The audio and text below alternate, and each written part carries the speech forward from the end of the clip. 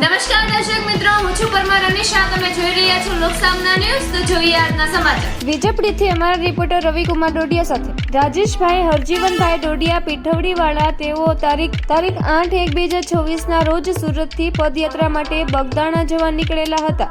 જેઓ 8 તારીખથી નીકળી અને તારીખ 25/1/2024 ના રોજ બગદાણા મુકામે પહોંચ્યા હતા. જેઓએ 17 દિવસ સતત ચાલતા બગદાણા પહોંચ્યા હતા. સાથે તેઓએ મૌન વ્રત પણ રાખેલું હતું.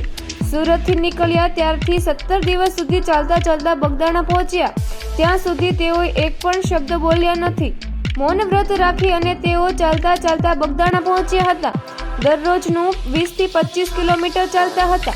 20 થી 25 કિલોમીટર ચાલી રાતવાસો કરતા જ્યાં પણ રોકાય ત્યાં આગેવાનો આવી જતા હતા અને તેઓને ભોજન ચા પાણીની વ્યવસ્થા કરી આપતા હતા. રાજેશભાઈની સુવાસ એવી છે કે ગમે તે ગામ હોય ત્યાં જ્ઞાતિના આગેવાનો તેને ઓળખતા જ હોય, માટે તેઓને મળવા આવી જતા.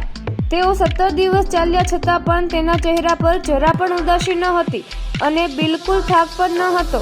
બગદાણા જ્યારે પહોંચ્યા ત્યારે રાજકોટના પરેશભાઈ દાવડા તેમજ સાવરકુંડલાના સુરેશભાઈ મૂળદાસ તિલવાળા તેમજ અમદાવાદથી આશાબેન તેમજ મહુવાની ટ્રસ્ટી મર્ડર પિયુષભાઈ લુહાર, ભીમભાઈ હરસોડા, ધનતીભાઈ કિશોરભાઈ મહુવાનું ટ્રસ્ટી મંડળ તેમજ સુરતથી તેમના પરિવાર સાગરભાઈ, મોટાભાઈ, દિલીપભાઈ તેમજ તેમના બેન બનેવી બધા તારીખ 26 તેમનું સ્વાગત કરવા બગદાણા પહોંચ્યા હતા.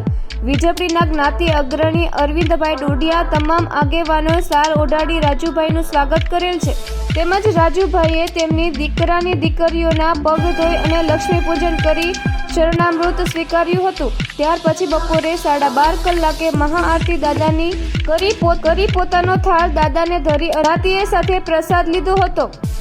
રાજેશભાઈ ડોડિયાને લાખ વંદન કરવા પડે કે જેઓ 17 દિવસ સુધી સતત ચાલ્યા પણ છતાં તેમના ચહેરા પર જરા પણ નિરાશા ન હતી. જેઓને બાપા પ્રત્યે શ્રદ્ધા છે તેવું કહે છે કે મને જરા પણ થાક નથી લાગ્યો. એ બાપાની કૃપા. આ પરથી પ્રેરણા લેવાની વાત છે કે જો શ્રદ્ધા અને વિશ્વાસ હોય ને તો ક્યાંય થાક લાગતો નથી, જેનું આ પરિણામ છે.